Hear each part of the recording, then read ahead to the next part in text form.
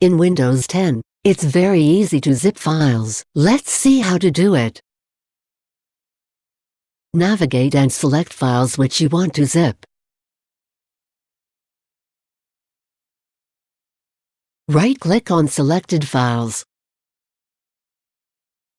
Place the mouse pointer on Send to. Click on Compressed Folder option. Type the name for zip folder, and press Enter. Now, the files are zipped to a single folder. To check out more tech videos, click here. To subscribe GuruAid channel, click here. For instant tech support, call GuruAid toll-free numbers